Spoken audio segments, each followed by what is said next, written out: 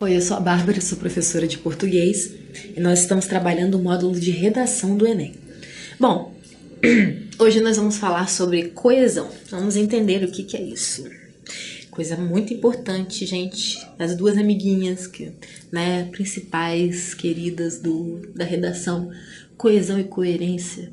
Bom, coerência é aquilo, de você falar, de você escrever coisas que fazem sentido, introduzir um tema e continuar seguindo pelo mesmo tema, sem fugir, sem escapar do tema, ok? Isso é coerência. E a coesão, vamos entender. A coesão é o que faz o teu texto ser coeso, ele faz ele ser unidinho, né?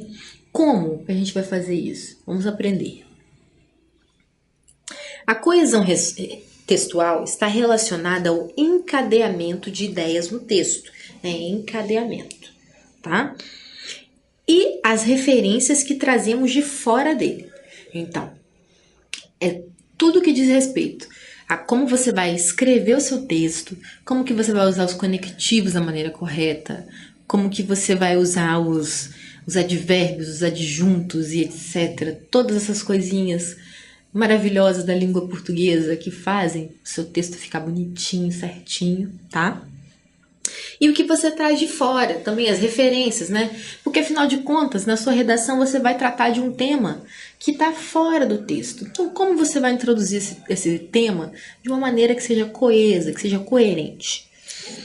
É importante que se siga uma direção contínua, facilitando a leitura. Então, a direção que a gente deve seguir é introdução, desenvolvimento e conclusão. Essa é a direção, que o texto, qualquer texto tem que seguir, não é só da redação, Todo texto tem um início, que você vai apresentar o tema, o desenvolvimento, no qual você vai trabalhar as ideias, mostrar fontes, estatísticas, fatos históricos, coisas que comprovem, que vão confluir, que vão agregar, ao seu texto, corpo, que vão fazer sentido, que vão ajudar ele a seguir de uma maneira fluxa, contínua, tá? Facilitando a leitura. Isso facilita a leitura, gente. Se você pega um texto que é todo intrincado, você não vai entender, você às vezes até desiste, Então, assim, fica muito difícil se você escreve um texto todo que não faz sentido, ou que vai repetir demais, ou que os conectivos estão errados, sabe? Você usa um embora quando você deveria usar um entretanto, coisas do tipo, Quando há a sensação de fluidez e o texto não fica cansativo, nem interrompido por quebras de sentido, afirmamos que ele é coeso, tá? Então, o texto coeso é aquele texto que você lê, simplesmente, foi. Entende? Então, ele também não tem quebras de sentido, tá? Ele vai simplesmente acontecer, vai fluir. Quando falamos de coesão textual, nos referimos aos mecanismos linguísticos que possibilitam uma continuidade lógica e semântica entre as partes do texto, sejam elas palavras, frases, parágrafos, etc. Bom, vamos lá. Gente, o texto ele tem que ser lógico, Não adianta você começar o seu texto falando da seca no Nordeste, mas de repente você está falando sobre o carnaval, a gente até entende que no Nordeste tem uma expressão carnavalesca muito importante, mas o que isso tem a ver, A gente tem sempre que alimentar o tema, a gente vai retomando. É muito importante você estar situando sempre o seu texto do que você está falando. Isso não é repetir, não é repetição, é retomada, tá? É diferente. Repetir é quando você fica lá repetindo a mesma frase que você colocou, você vai só mudando, Vai falando de um jeito diferente para o chamado que é encher linguiça. E isso a gente quer correr disso, gente? Ninguém quer isso. Então, é muito importante essa continuidade, tá? Então tem que ser lógico, que é semântica. Semântica é tudo que diz respeito ao sentido do seu texto. O seu texto tem que ter uma rede semântica. Se você está falando de seca, ele todo tem que estar seguindo, né, esse caminho, ok? Então, tem que ter isso, essa continuidade, essa lógica entre as palavras, né? Entre as partes. Sendo essas partes palavras, né? Entre as palavras, tem que ter conectores, tem que ter coisas que façam sentido. Aí depois, pensando num sentido um pouco maior, mais amplo, frases. E mais amplo ainda, parágrafos. É isso, gente. Um texto, ele é construído de pouquinho em pouquinho. Pense no seu texto assim, sabe? Como uma colchinha de retalhos que você vai fazendo palavra por palavra até formar uma frase, até formar um parágrafo, até formar um texto inteiro, ok? O texto ele não tem esse nome à toa, vem de têxtil, de tessitura, né? De fibras, tecido, ele tem que estar juntinho, ok? Não pode ter buraco, tá? Referências e reiterações, vamos entender isso. Ocorrem sempre que um termo faz referência a outro dentro do texto, tá? Peraí, gente. Desculpa. Alguns elementos garantem a coesão textual, sendo eles, eu tinha pulado essa parte. Referências e reiterações. Ocorrem sempre que um termo faz referência a outro dentro do texto. Quando reitera algo que já foi dito antes ou quando uma palavra é substituída por outra que possui com ela alguma relação. Vamos entender isso, gente. Reiterar é você reafirmar. Assim fica mais fácil, né? Você vai reafirmar aquilo sem repetir, hein, gente, né? Você vai fazer referência a alguma coisa que já foi dita. Você vai reiterar alguma coisa. Como é que isso funciona, Bárbara? Eu não estou entendendo, né? Quando uma palavra é substituída por outra, como assim? Existem termos, gente, que substituem as palavras, tipo pronome relativo, aquele quezinho, né? A pessoa que você ama não está viva. Ou então, a pessoa que você ama já morreu, vamos dizer assim. Esse que, ele está voltando a pessoa que você ama, então, ele está substituindo, para você não ter que repetir. Lembra aquele exercício que a gente fazia na escola? A pessoa que você ama, ponto. A pessoa que você ama morreu. Não, a pessoa morreu. E aí sua professora pedia, junte essa frase sem repetir as ideias. O que você fazia? A pessoa que você ama, a pessoa que você ama, morreu, né? É mais ou menos isso. Então, olha, ocorrem sempre que um termo faz referência a outro dentro do texto, né? Quando reitera algo que já foi dito antes, ou quando uma palavra é substituída por outra que possui com ela alguma relação semântica, como nos casos do pronome relativo, que eu acabei de falar, anáfora e catáfora. Vamos entender o que é isso? Ó, exemplo de pronome relativo, ó, tipo aquele que eu falei, né? O homem que você procura está no bar da esquina. Olha esse que. Esse que, gente, ele está diretamente ligado ao homem. Aqui está muito pertinho, mas pode aparecer mais distante na frase, né? Às vezes esse que ele tá lá na frente, mas ele vai retomar da mesma maneira, tá? O que nem sempre vai ser pronome relativo, é importante a gente dizer. O que às vezes é uma partícula mesmo articuladora do texto, tá? Certas vezes ele vai ser pronome relativo.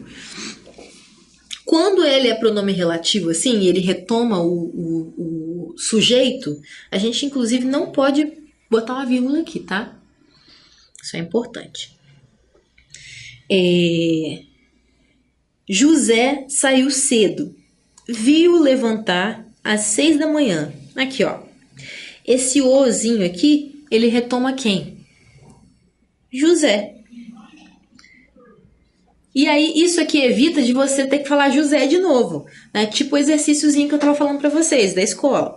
José saiu cedo, José levantou às 6 da manhã. Só que não, você fala aqui, ou então, na verdade, né? José saiu cedo, vi José levantar às 6 da manhã. Só que ao invés de falar vi José levantar às 6 da manhã, você pega esse o, né? Que é um pronome que é um pronome oblíquo, para retomar José, ok? Vamos lá. Minha regra é esta. Então, olha só, é muito importante eu falar aqui a diferença de anáfora e catáfora. Vamos lá. A anáfora, ela vai retomar algo que já está no texto, ok? Olha só, José já está no texto. Quando você fala esse o aqui, ele vai voltar para alguma coisa anterior, certo? Tipo pronome relativo também. Vai voltar para algo que é anterior àquele termo, entenderam? A catáfora é o contrário, olha só. Minha regra é esta, 2 pontos. Nada de TV depois das 10 da noite. Então, a catáfora, ela anuncia, a anáfora, ela retoma, tá? Então, ao mesmo tempo, né, coisas bem diferentes. Então, a anáfora, a catáfora, ela sempre vai dizer algo que vem a seguir, né? Isto é, 2 pontos, né? Geralmente vai ser assim ou não, pode ser separado por vírgula, né? Mas o importante é a gente entender que a anáfora vai trazer algo que já foi e a catáfora vai anunciar algo, tá? Substituições lexicais. Elementos que fazem a coesão lexical. Lexical, gente, léxico, é tudo que tem a ver com a nossa língua, tá? Então a gente fala lexical é a língua, não a língua portuguesa, tá bom? Ou a gente pode falar em relação às outras línguas também. Lexical da língua espanhola, da língua francesa, ok? Este caso ocorre sempre que um termo é substituído por outro dentro do texto, a fim de evitar repetições desnecessárias.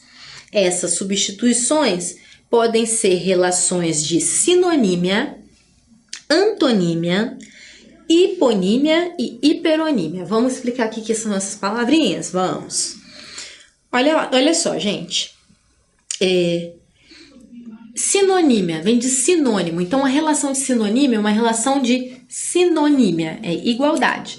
Então, uma palavrinha que você pode chamar ela também daquele outro nome, né? Tipo... Agora, nunca vem um exemplo, né? Tipo... blusa e camisa, né? Assim acho que dá para entender. Blusa e camisa. Antonímia, né? É a relação de antônimos, né? O que é o antônimo de uma palavra? É o contrário dela. Então, claro, escuro. Hiponímia, hiperonímia. A hiponímia e a hiperonímia, elas andam juntas. É uma relação que ela pode ser de um lado para o outro. Ela pode ser... Como é que eu vou explicar? É uma relação que pode ser assim, ó. Da hipo para hiper ou da hiper para hipo. Que é o quê? Uma espécie de gradação. Você começa falando de uma coisa ampla e reduz para uma pequena. Ou começa falando de uma coisa pequena e reduz para ampla. Tipo,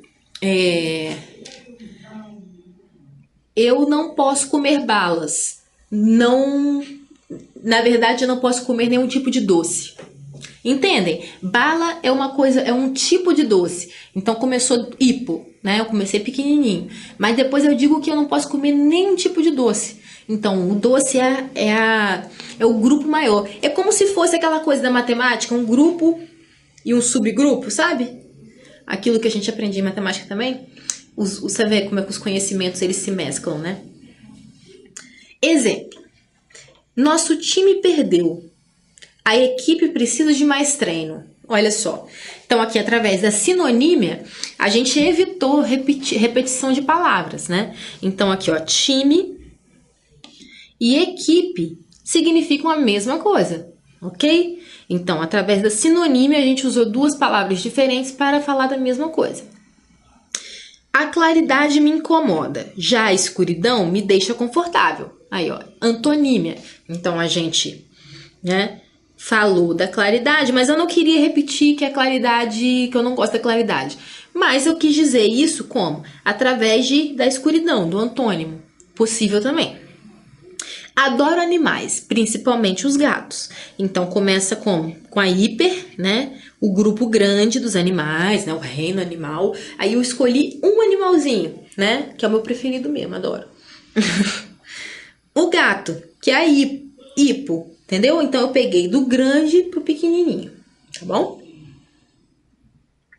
Conectores. Elementos que fazem a ligação entre as frases. Estes termos coesivos estabelecem as relações de dependência e ligação entre os elementos da frase e entre elas.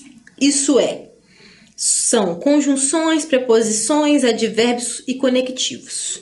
Advérbios conectivos. Gente, olha, eles estabelecem relação de dependência e ligação entre os elementos da frase. Então, entre as palavras, né?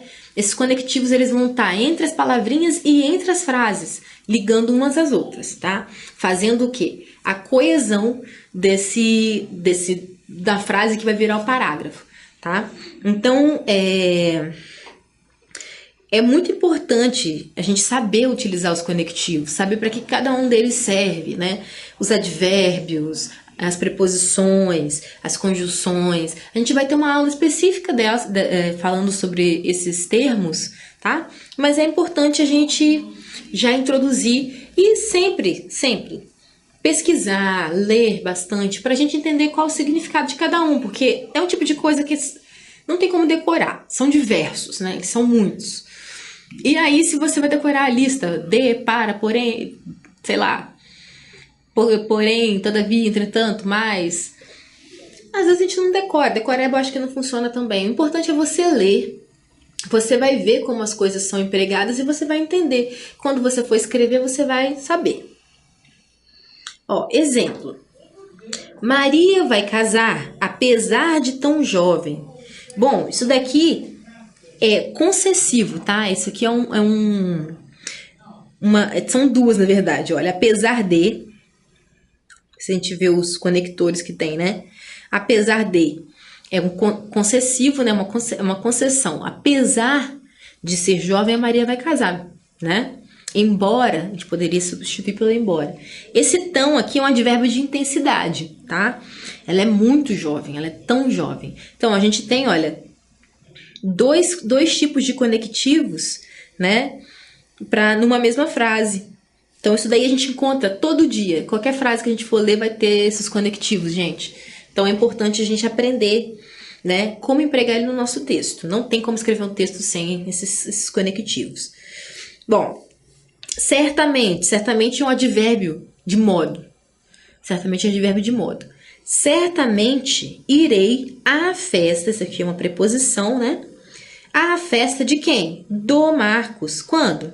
Hoje, né? Então, aqui é advérbio de tempo também, ó.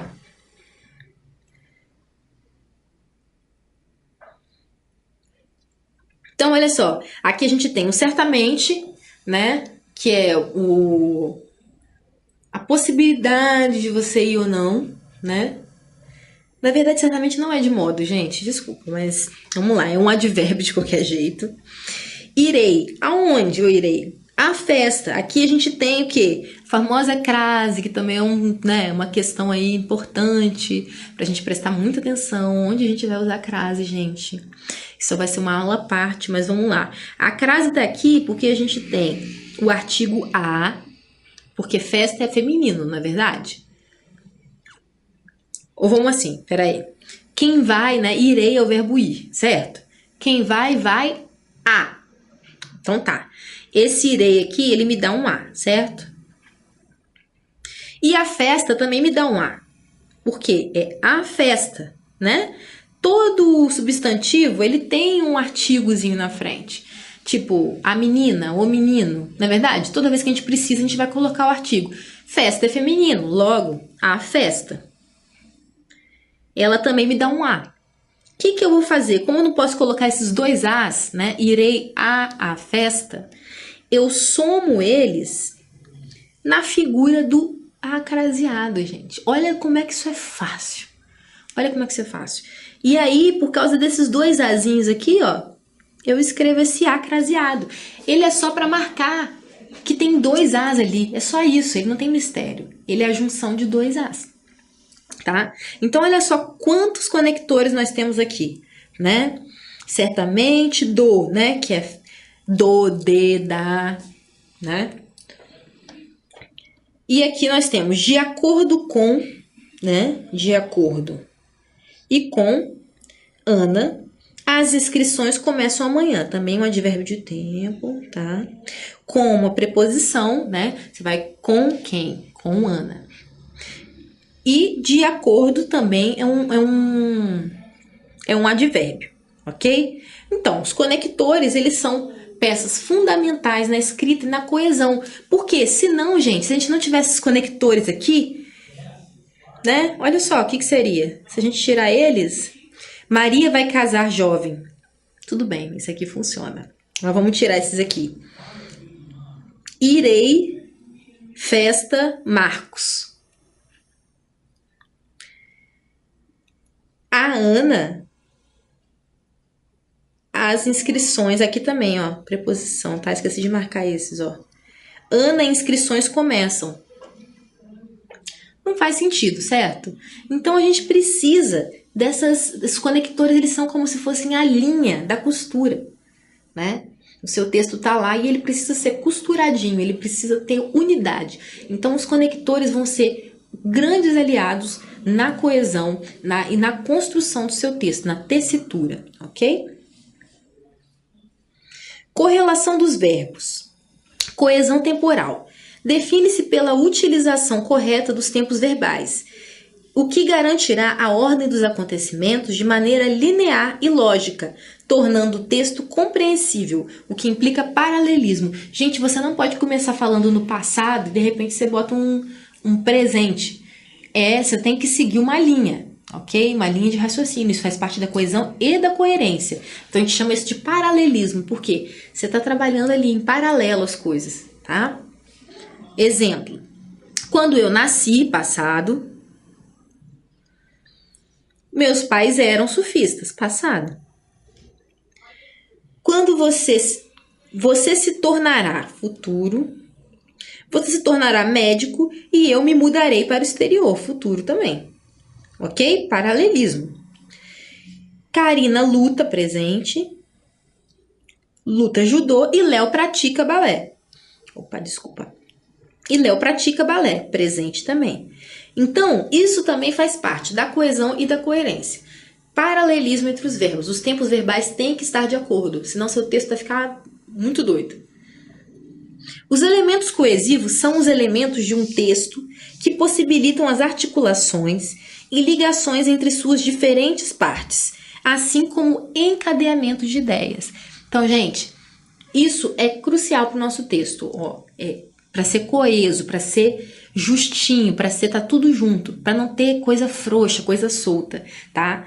Então, todas essas questões que a gente viu são muito importantes. E um texto coeso é um texto que vai fazer diferença. Na verdade, assim, a coesão é o mínimo, tá, gente? O mínimo de um texto, coesão e coerência. Que não garante que um texto seja bom, mas já é metade do caminho, ok? É isso, a gente fica por aqui.